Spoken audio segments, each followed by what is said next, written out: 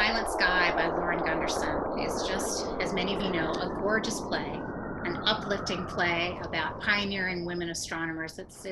Frankly, it's the kind of play we all need right about now. We're having such hard times.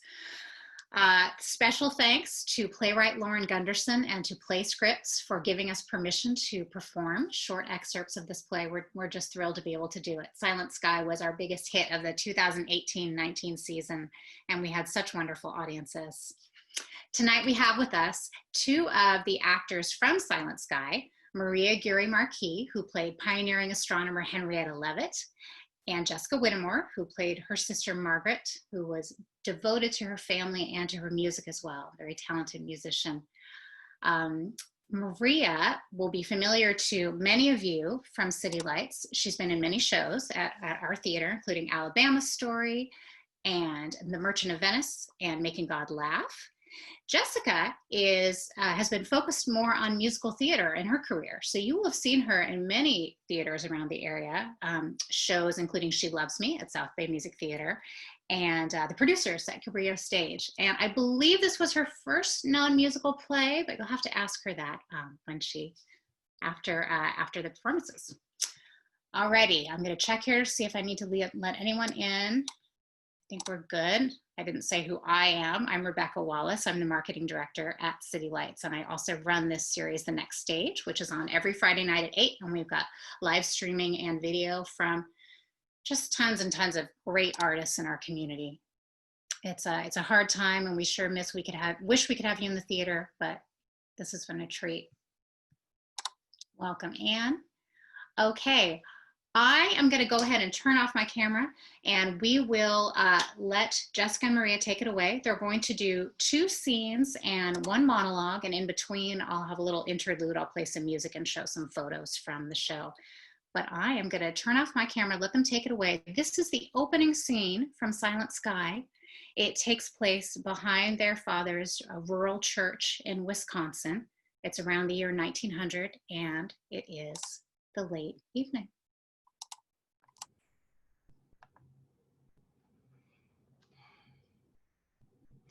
Heaven's up there, they say.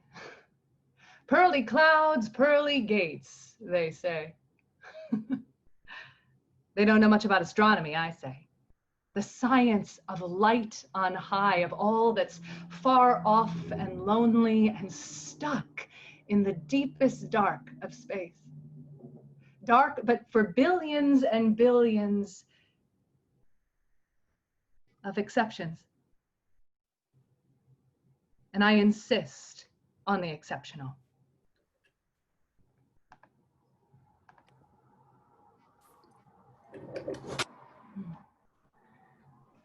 Ow! Oh! Oh! What are you doing? You know church is about to start. You know this, and you're avoiding it, and you've been caught. I haven't been caught. I've been attacked. With love. With pinches? Oh, what kind of world is this? You're not wearing your hearing aid. You're fair game. Church, now. I can't right now. Yes, you can. We're waiting on freezing. Come in. Margie, I'm sorry, but I cannot sit still right now. The only thing you have to do in church is sit still now. Tell me what's going on or come inside. I've been trying to tell you all week, but you're busy and you're barking. I don't bark. I'm running the house and Daddy's running the church. And you, what are you doing? Staying up all night in the cold like a moth? What's wrong with you this morning, Miss Jumpy? I'm not jumpy. I'm not a moth. Why are we still outside? Because they have a job for me at Harvard, at the observatory, actual astronomy. Since when are you even looking for a job? Since they offered, Margie, this is an extraordinary thing. They need mathematicians, and they asked me specifically. Harvard asked you? Yes, and please don't hold back your tone of shock. This is shocking. I am shocked. And I'm leaving. You've always I'm been taking leaving. the job and I'm leaving next week. Next?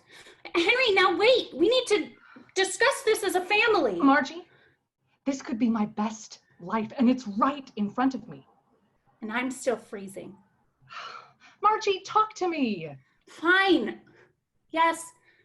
I know that we were never going to be grow old next to each other kind of sisters, and the way you drive me crazy makes that for the best. But Henrietta, this is extreme. Exactly. Come with me. Oh, Henry, please. Both of us, come on. What are you talking about? That's absurd. Only a little. You are the only person who understands me.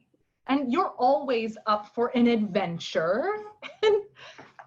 And I do want to get old and scrappy with you. I did not say scrappy. You should come with me and fire up your heart. What are you talking about? The edge of the wide world. It's Boston. A blaze of learning. A blaze? A blaze. And Radcliffe's nearby, and they have a music school. Henry, slow down. You don't have to stay here. You can be happy. You can loose yourself. Loose my... No, stop. Do not start wearing bloomers. Margie. Wait, there are women these days and they wear pants and it's ridiculous. Now, I have to play the hymns for the service that started 10 minutes ago, and thank you, sister, my fingers are numb. I need you to convince Daddy to give me my dowry. I'm serious. Very. Please, talk to him. Why do I get all the yelling jobs? You're so good at it. This is your future, Henrietta. You know for certain you'll never marry, never fall in love. People do that. Uncoordinated, unplanned emotion. Just the word spinster. Henrietta, please. I need to start my life with Daddy's money. Next, the bloomers. Whiskey with suffragettes. I'm not a cowboy. You know what I'm talking about. I am talking about astronomy. You keep talking about terrible pants. It starts with pants. It's a changing world, and some things should be sacred. Well, I'm not saying you shouldn't go, but I worry. It's far away, that place, and it's crowded, and you're still here in my sights, and I worry. I'll be doing math. Don't worry. Why not stay here and live with us and teach? No. Like every other girl with your temperament. Like my temperament, and I don't want it stuffed away in a schoolhouse. I have questions. I have fundamental problems with the state of human knowledge. Who are we? Why are we? Where are we? Wisconsin. In the universe. Still Wisconsin. Margie, I'm not just curious. I am charged and poised, and you know I'll just get more and more annoying until I go. You know this. You know this. One day there will be a word for you.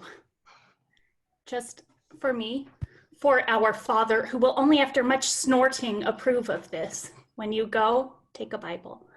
I think Harvard has those. You know what I mean. We look in the same direction, but our understanding is distinct. I love you. Oh, it's too cold for God. That's why we keep him inside. Margie, come with me. I can't. Why not? Because Father counts on me. And if you leave, I can't leave. And I don't want to leave. And Samuel proposed. What? To marry. Who? Henry. I mean, when? This morning. Thank you for noticing. Uh-huh. Jumpy. Yes, other people's lives are also in progress. Is he? Inside, waiting until the service ends and I answer. What's your answer? Of course I will. To Samuel? Well, I wanted to talk to you first. You'd leave me for Samuel? You just said you were leaving me. Not for Samuel. He is very good. And yes, he is. He is. And I'm happy. Then I am too. Come with me. Just come back. And so I go.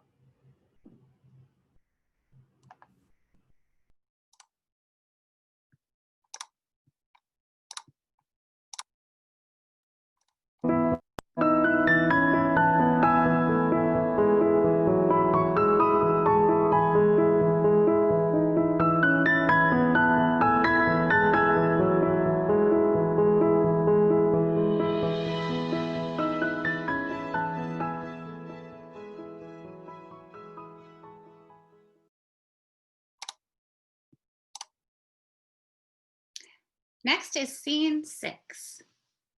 Henrietta is back in Wisconsin, helping Margaret tend to her ill father. She's still getting as much work done as she can using glass plates printed with stars that Harvard Observatory sends to her.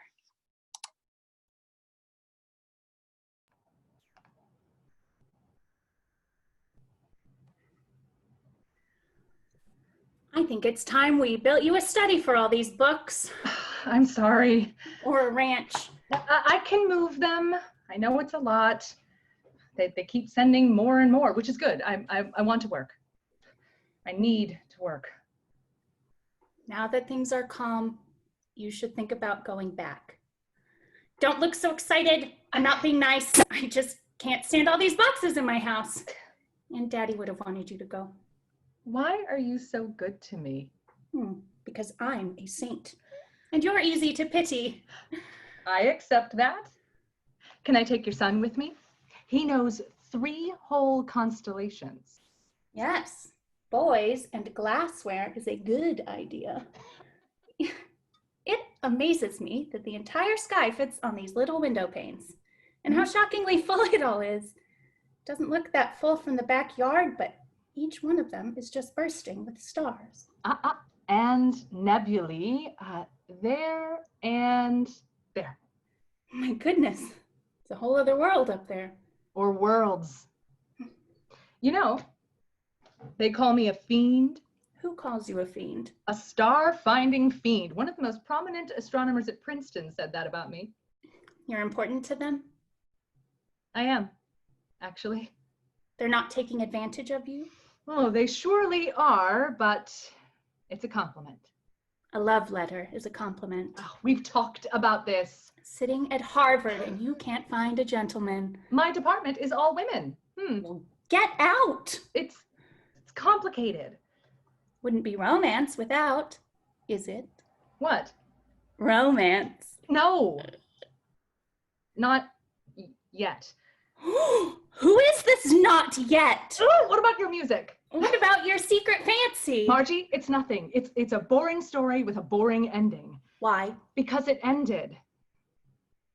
Or didn't really start. I'm sorry. It's unclear. It was never in my plan anyway. Maybe it's your plan that's boring. Oh, just play something, would you? You can't distract me with my own music. It's not a distraction, it's a celebration. But you're leaving me? Again? I have been hearing bits and pieces of it for months now. I want to hear the whole of it before I go. Well, I have been working on something tiny, just a sketch. A hymn? Concerto. Really? I'm working on a symphony. My goodness, I guess I thought, to write a whole symphony, I thought you had to be Male. European and angry. Upsetting tradition just might run in the family.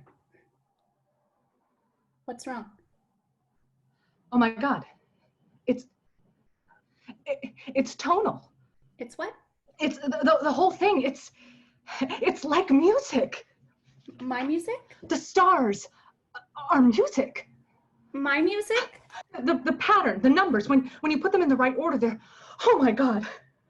The blinking is music. It's so simple, right there. What's right there? The pulsing isn't random. There is a pattern. The brightest stars take the longest to blink. I don't understand. How does a pattern help? A pattern is a standard. And if we have a standard, we can compare stars all over the sky. Okay, right now, if we see 2 stars that look equally bright, we can't tell which one is the brighter star and which one is the closer star. But the pulsing can tell us which is which. The pulsing is the answer. And somehow musical? Yes. If you think of the notes as a star's brightness, if this is the dimmest a star gets, boom, and then this is the brightest, bing, then the time it takes to get from here, bong, to here, bing, it can tell us how far away it actually is, which could tell us, we can compare it how it appears, which would tell us how far away it is, which we can compare to other stars, which we could tell us how far away they are. And if we know that, we can jump from star to star across the deepest space until we know. What? Exactly where we are.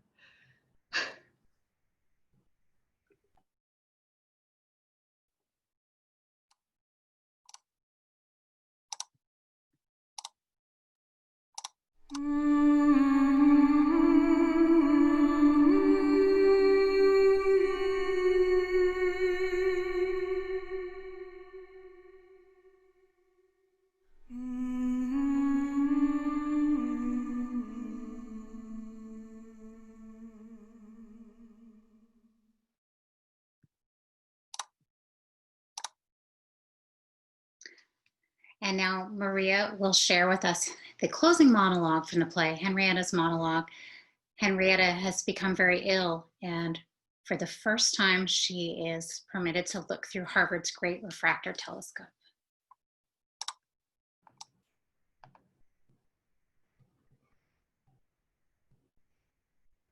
On top of a hill, just blocks away across the courtyard from my old desk, where it stood off limits, I see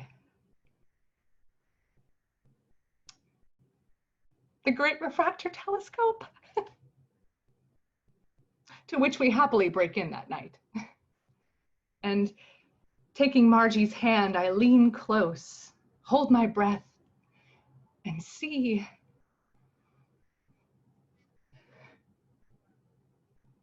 my heaven.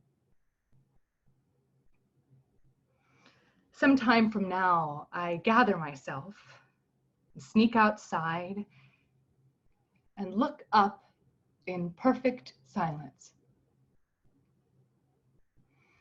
And I know that distance is only space and time, and for some of us, light.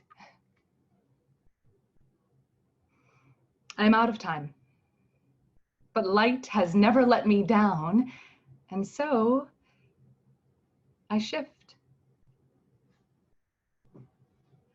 The next year, Annie gets a vote.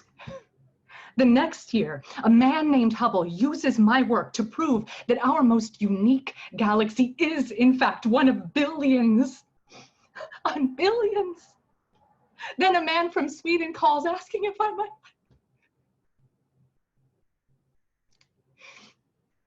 A Nobel Prize.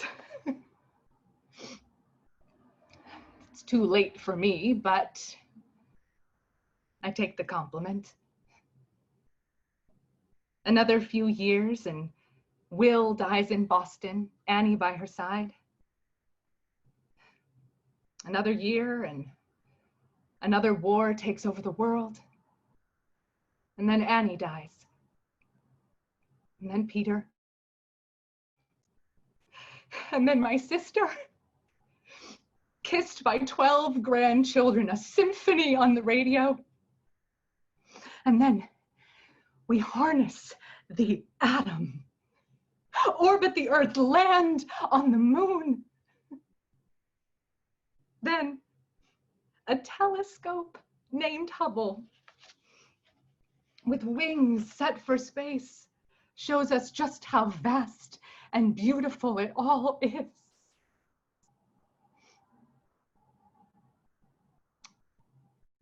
Because wonder will always get us there. Those of us who insist that there is much more beyond ourselves. And I do. And there's a reason we measure it all in light.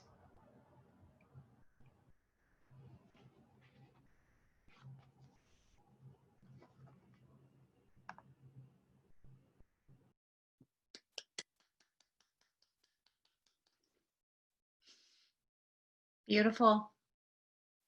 Thank you so much. You're all welcome to turn your cameras on if you'd like, or type some questions into the chat where we'll have a Q&A. Before we get started, I just want to say the second piece of music that I played was written by George Saris, our resident sound designer and composer. It was absolutely gorgeous. The production photos are by Taylor Sanders. And this beautiful set behind me was designed by Ron Gasparinetti with lighting design by Joseph. I always mispronounce his last name. I'm going to say Hide. Anyway. Everyone is welcome. I am getting, oh, in the chat, Anne says I can't turn on my video yet because I'm crying. Yeah. Me too, Anne, but I'm keeping it on. I know. Hi, Anne. Hello. Everyone, you're all welcome to turn on your cameras if you'd like. Cameras, microphones, join us either that way or by chat. Oh, and there's Miss Dr. Gates. Hello. Thank you. From Lake Observatory, thank you for joining us. Oh, this is wonderful. Thank you all so much for being here tonight. I see Joey McDaniel in the chat saying, amazing work, ladies. Yes, yes. Oh, thank you. Feel free to type questions into the chat. And I have a question for all of you. Since this series is fairly new, the next stage, I'd just be curious to know either how you heard about this tonight or what inspired you to join us tonight. You can just put a comment into the chat. Why are you here? What were you hoping for? Boy, I hope you enjoyed it. Maria and Jessica, just so beautiful. Maria, this feels like the real thing. Yeah, does it feel like the real thing? Well, because Maria has once again moved me to tears with her closing monologue. It's funny, that last monologue, the physical memories of the beautiful work that our technical artists did, of the sound that George infused in that moment, the beautiful projections that Garland created, our set, and just that last moment that our director Mark really crafted, like all of that is still very much in my physical memory. So I myself was surprised by how much all of those same feelings came back for me as well, because I was just like, oh, it's still so real, even though it's more than a year ago now that we were doing this. It all just like flooded back, all those beautiful memories we all had together. Yeah, and I didn't congratulate the director, so apologies for that. Mark Anderson Phillips, just fantastic, wonderful director. I'm seeing some really nice comments here in the chat. Beverly saying, I'm sorry I missed the show. Perhaps you will run it again when you can open. Boy, that would be a dream, wouldn't it? That would be a dream.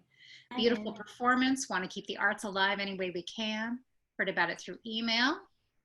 Great.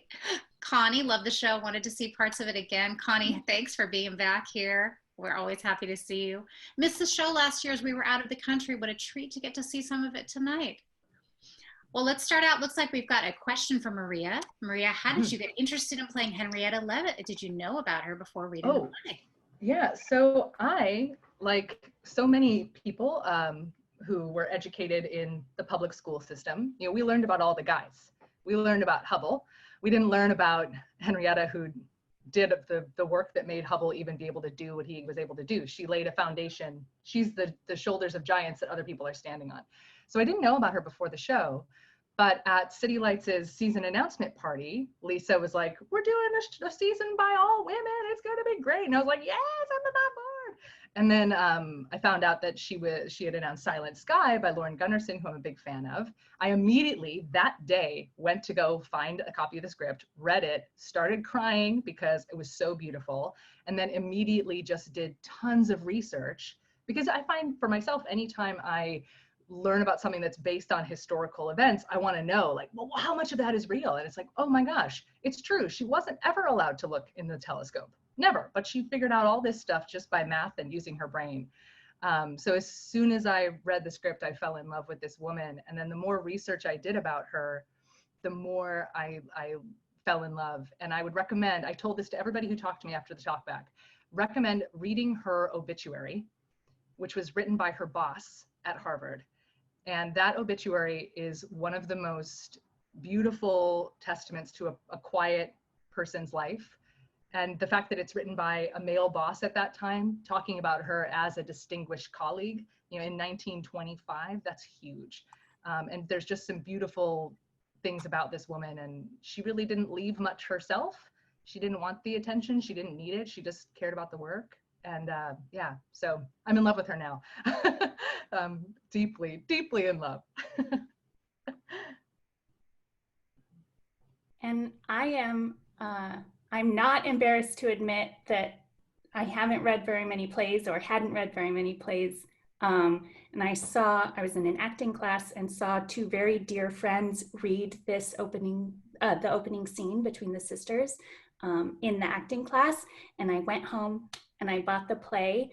And that was actually the first play I ever read cover to cover, other than like from high school. And then auditions were very near just after reading that. So I was like, this could be my first play audition. I am more prepared than I've been prepared for other things since I just read it. It was amazing. Yes. Is this true that this is, I know you have a background in musical theater. This was your first non-musical play? It sure was. Wow. Although I did get some pushback from friends since I said that I wouldn't be singing, but in the play I did sing a little. And in that sound recording, that audio recording, that's me humming, which was George's wonderful idea. Mm-hmm. But yes, this was my first play without music. Beautiful. I just put a link in the chat to our dramaturgy guide Nice. that was out when the show was on. So that has more information and about the other women astronomers in the show, Annie Jump Cannon and Wilhelmina Fleming. And then we also had a man in the show. We let him come in, even though it was mainly a show about powerful women, played by George Soros. Oh, there's something nice here in the chat too. Henrietta Leavitt was a member of the American Association of University Women, which has had a chapter here in San Jose since 1909. Founded nationally in 1881 by the few women who earned college degrees to help other women obtain college degrees. Thank you, Peg. Amazing. Really interesting. Good, good. Love it. All right, here's somebody else coming into the meeting. Does anyone else have questions for our actors? You can feel free to just jump right in and ask them on camera or type something into the chat. That is okay. I'll ask another question. I can't remember. Was Margaret a real person or was she a character that the playwright made up? Henrietta did have a number of siblings, quite a few actually. Mm-hmm. So Margaret may be more of an amalgamation of some of the siblings, but not a real person. But our connection is real. So Maria is my first stage sister, or sister. I want to say, but my future sister-in-law is in the chat just now. Hi, Amira. She lives in Washington, I won't fight her DC. for you. You know, Becky, you mentioned the one thing about like, oh yeah, and there was one dude in this show too. One of the things that an audience member actually said to me after one of the shows is, it was so interesting to see a man's being in a female space, because anytime Peter, George's character, came in, it's like, that's like the ladies' zone. We're doing all of our work there, and Wilhelmina and Annie, the other two women in the office, are totally have all the power in that situation, and they kind of show that the power dynamics a little bit different, even though he has all of the structural institutional power. When he enters their space, like seeing him have to try and conform to it, because so often it ends up being the other way. Thankfully, it's starting to change. But one of the audience members was like, it was just so interesting to see that how Lauren Gunderson kind of shifted the power dynamic and the gender dynamic, which was really cool. And I was like, wow, you're smart. Do you want to write a whole article for me that we can publish? That'd be great. But yeah, I loved that element too, and that we have the ladies' space, which is so sacred and beautiful. And he was just so delightfully awkward every time he came in. I know, charmingly befuddled all the time, just like, what are we gonna do? Yeah, for those of you who don't know, the actor George Soros, also a resident sound designer and composer who composed the music, he was on The Next Stage last week talking about his sound design and music, and you can find a recording of that program at YouTube, just on our YouTube, just as you'll be able to find a recording of this early next week. A couple of questions. Oh, Max Takis would like to know, how has it been revisiting the show now a year or so later? So for me, and I think many artists, you've always got that one that takes up space in your heart for a while. And this is a show that that still is very much part of me. So like, for example, I'm wearing my Phases of the Moon necklace today, which I love. And I look at the night sky every night and I think about this show and what it opened up for me and just how it made me think about this universe that we live in. And so like, this is a show that I would, any day, of like, we doing Silent Sky stuff, I'm here for it. So this was one that was hard for me to let go of because I loved it so much. But what was really interesting about revisiting it is that so much of, Jessica and I, we met for a little bit yesterday to like go through our script, right? But so much of it, I was like, oh my gosh, I still remember these lines. And like the physical memories of what we did in every moment and, how it felt to be that it was so easy to transport back. And that doesn't always happen.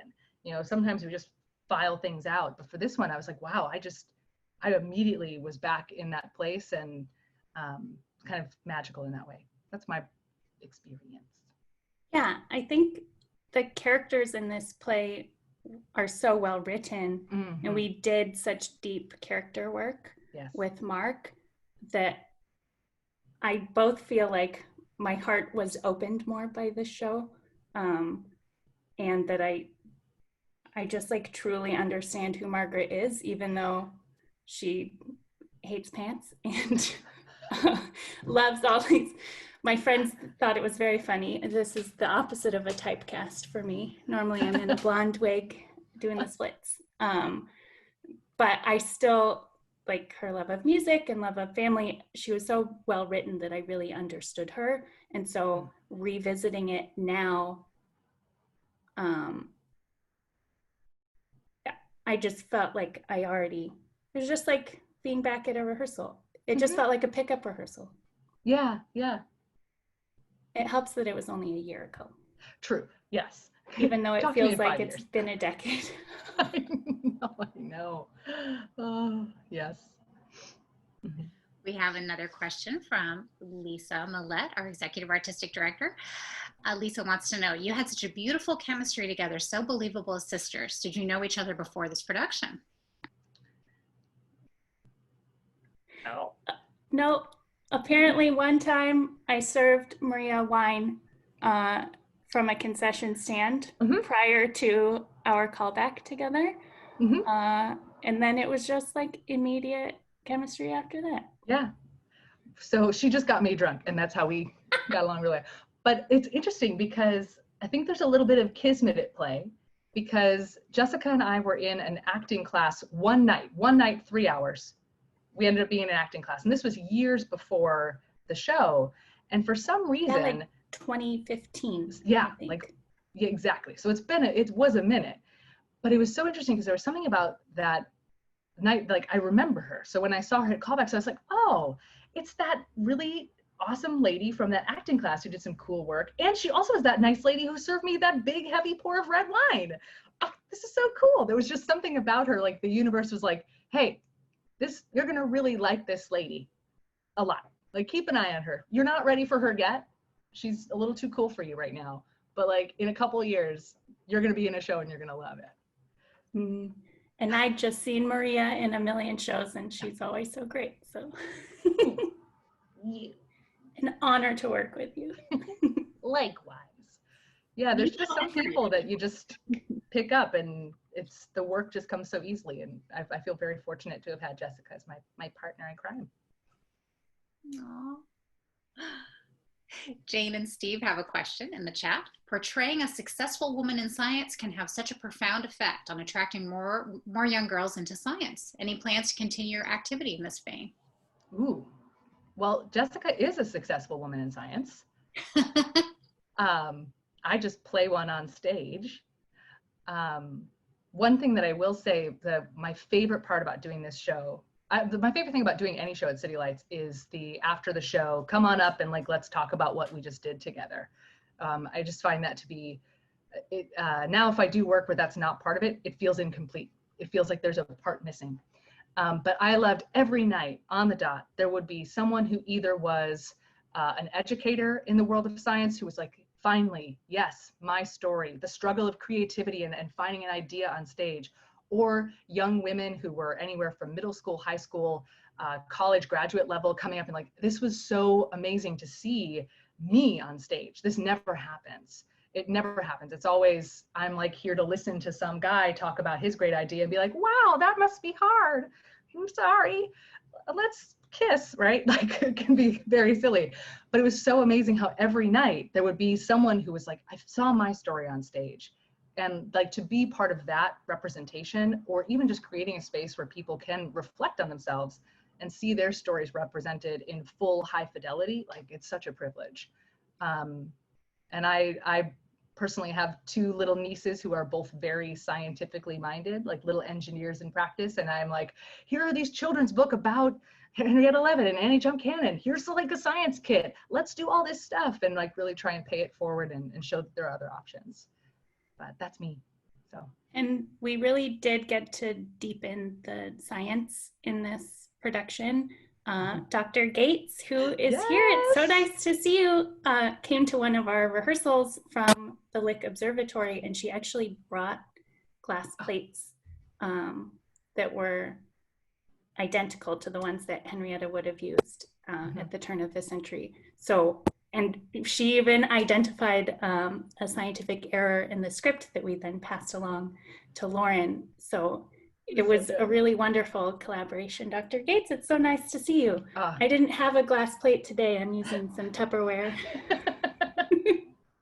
One of the coolest things about the plates that Dr. Gates brought is they still have the annotations of the woman who was working on it at the time. And she had written her name, it was like 1906. And it was, again, it was that time travel of like, you were there with that woman late at night, you know, with her big sweater on, like looking at the stars and annotating. And yeah, I was a mess when Dr. Gates came. I was like, this is just so great.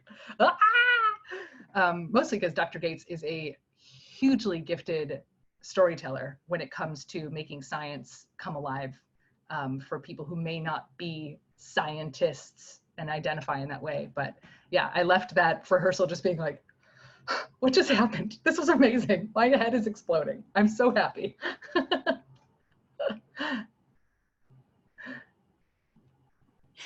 Maria or Dr. Gates, could you tell us a little bit about Henrietta Leavitt, about her discoveries? And for those of us who people who haven't seen the play or don't know that much about her, what is she remembered for? Or should she be more remembered for? Ooh, Dr. Gates, do you want to take this? I've got age knowledge, but I think you'll do better than me. We'll see. Yeah, so Henrietta Leavitt was studying these stars that were variable stars, and so they would change in brightness in periodic ways. But how long it took for them to change brightness, it varied a lot between the stars. And Henrietta Leavitt really was the one to discover that the brighter stars varied on a different time scale than the fainter stars, and that you could use that to actually measure the distances to the stars. Unfortunately, during her lifetime, they didn't anchor it, and they didn't, identify the distance to one of those stars. But they later did, and that allowed people like Edwin Hubble to really discover the size and scale of the universe, along with other astronomers like here at Lick Observatory, Heber Curtis and James Keeler and that. And so, she really did very, very fundamental, important work in astronomy. And I remember when we were doing this show is when the black hole image was released. And in one of the articles about the black hole, they mentioned her, and I was like, oh my gosh. And her little measuring stick of the universe. And I was like, oh, I hope she's so excited right now. I hope she's so psyched that this is happening. Yeah. That's wonderful. Thank you very much. Yeah, Maria, you said that you were very moved by about Henrietta's obituary, and wasn't it written by Annie Jump Cannon, her coworker? It was written by her boss, who at the time was. I think Annie read something else about her. Stevens something. But yeah, it's really interesting when somebody does not leave much of their own words to the historical record, and you have to learn about that person through what people say about them. It's always interesting, the words that are chosen. Yeah. Also, Annie Jump Cannon and Williamina, I forget her last name because I'm terrible, are both incredible astronomers in their own right, and should also like read about them. They're amazing. The Glass Universe is a wonderful book where you can get the whole story about all of these amazing ladies. Williamina came to the United States when she was like 19. She was pregnant. Her husband left her, and she just like started. She was a working single mom and started off as a maid in the guy who ran Harvard's house. And he was like, hey, you seem to be more capable than all of these grad students. Do you want to like come and do some math? And she's like, yes, I do. And then she discovered the Horsehead Nebula and like founded the Harvard Women's Computer Program. Like she's incredible. And Annie Jump Cannon, also just an absolute beast of an awesome boss lady. Williamina Fleming. Thank you. I was like, I just called her Will. I just called her Karen. Williamina to heart, right? I miss Karen's Scottish accent. Oh, that was great. Yeah, so the dramaturgy guide that I put a link to in the chat has information about those amazing women as well. And I think it's got some reading material links as well. This is great. Lauren Gunderson, of course, is a San Francisco playwright who's written many plays that we've done at City Lights. And we just keep bringing her back, don't we, Lisa? 5 plays? Yeah. Lisa, do you want to just say something quickly about why you love Lauren's work so much and why we keep bringing it back? I mean, it's amazing. I love how she puts women in the front. I love that she's local from our own artistic community and family. I love her attention to detail in the characters. She gives artists so much to work with in her text. I love how realistic her dialogue feels, even when her plays are set in different time periods. That's not easy. And the reason why I love that is because it's so important to us at City Lights for the audiences to feel connected and engaged to the work and the material. And sometimes sometimes I believe that if you're presenting work that was written in a different time and a different space that is so far from what we experience every day, it's easy to feel disconnected from those human beings because we didn't live in the 1900s, and but Lauren has a way of being true to the history and still making those people feel real and allowing us to relate to them today, which to me allows the message and the work and the themes to go deeper and stay longer. She's a rock star in my mind. Mm-hmm. I think she also has this really amazing way of making her dialogue both like lyrical and poetic, but still super down to earth, where it's like to be able to match both of those. I don't know how she does it. It's so hard to do. It is so hard to do. It's either so poetic that you're like, well, that's beautiful, but I don't get it really inside, or it's so contemporary that that the language loses beauty. And she, you're right, Maria. She just goes, I put them both in there. She's magical. Take that, just American theater. Oh, deal with it. She's so intentional. Even her grammar, her punctuation is just exactly as it should be.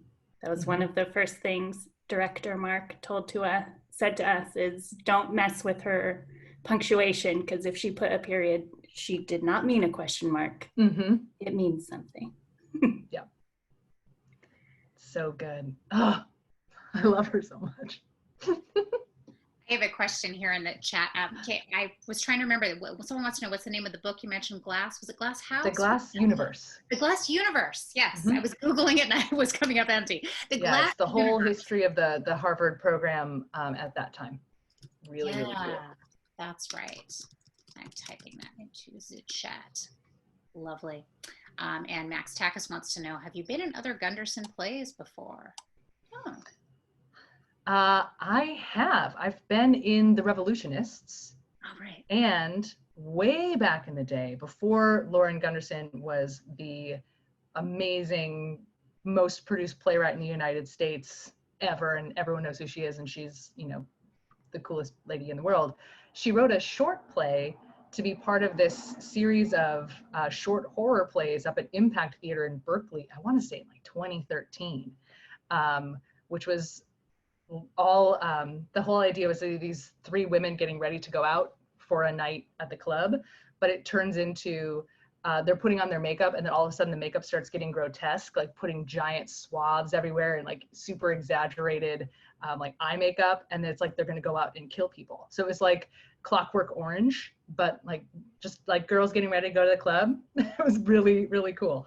But I have to say, I think Silent Sky is my favorite of her work. Yeah. And I've only been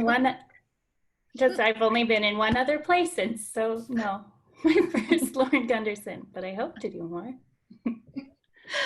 Oh, Jessica, we really hope to have you back at City Lights when we reopen. Listen, when you're open, I'm there. Mm-hmm. Yeah, there were so many people on our staff were saying like, why has she not been on our stage before? We love her. When is she coming back? So she's the best. There was a question about other Lauren Gunderson plays for those of you who don't know. She also wrote that we've had on our stage Exit Pursued by a Bear, Miss Bennet, Christmas at Pemberley, The Wickhams, Christmas at Pemberley. What am I forgetting? What's the other one? There are 5. What am I forgetting? Oh my goodness, I and You. Thank you, Anne. Yes, I and You. Beautiful, beautiful 2-person play. We actually had the actors from I and You on the next stage in May at doing one of their favorite scenes from the play, and it's on our YouTube as well. Talk amongst yourselves. I'm going to go grab the YouTube link and put it in the chat. Sweet. Also, fun fact, everybody, I'm wearing the hearing aid prop that I wore during the show, because at the end of it, Mark, our director, was like, because he made this, because he's the craftiest gentleman I've ever met. He's a magician. He's like, would you like to keep this? And I started crying. I was like, yes, I would love to keep it. I'm going to frame it along with the Harvard Observatory announcement that has her findings in it. And I was like, oh my gosh, I think I've got it somewhere. And I found it. I was like, I'm going to wear it. I don't care. Love it. Because I'm a nerd. We're all nerds. Does anyone else have any questions for Jessica, Maria, or anyone else here? Anyone have any questions for Charlie, or Connie? Yeah. I have a question. Hi, Mohammed. Hello. What's it like performing over Zoom, and what do you miss about performing in front of a live audience? Performing on Zoom makes me miss audiences profoundly. I have a love-hate relationship with it, because it's like, well, this is our option right now. But every time I do like a Zoom theater reading, it just makes my heart ache for that community.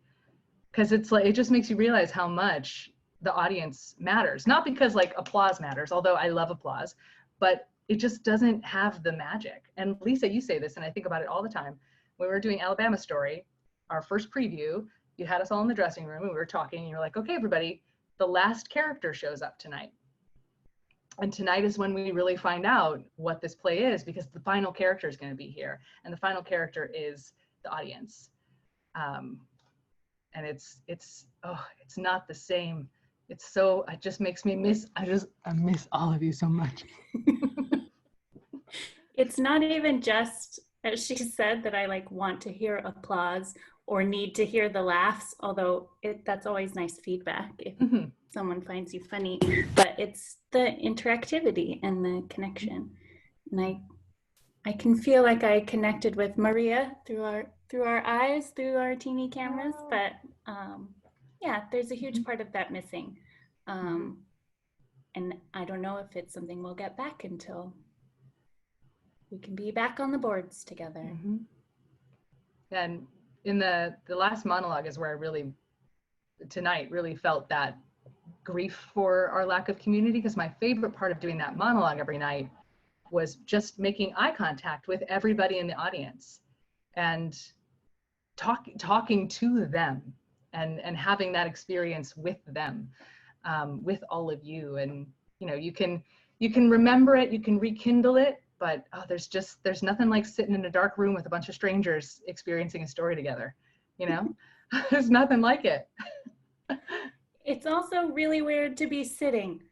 I like to move. I'm a kinetic human. I like to dance. We worked on movement for this show a lot. We were running up and down that ramp that you can see in our background. And so that I do feel like I'm only doing like half the show. If we're not hugging and we're not warming up our wrists to play the piano. I don't know. Yeah, a huge chunk of it is missing. And Margaret and Henrietta had such a physical relationship. You know, they were always touching each other or doing something, you know, nagging and goading, and there was always that contact. It was a really big part of their relationship. And we were like, how do we snuggle on Zoom? I don't know. Just get close to the camera. Can you feel my love? I can feel it. I can feel it. Oh, girls, I just want to snuggle both of you. Yeah, Maria, I feel like we're being real weird. Everyone's going to find out what weirdos They're we going are to be together. like, oh, they were very strange. Actually, ladies, I think you're just putting to words what we're all feeling. We miss being in community. We miss being with each other. We miss feeling that energy. I miss hugs. Oh. And I think you're just giving those feelings words. So you're not weird.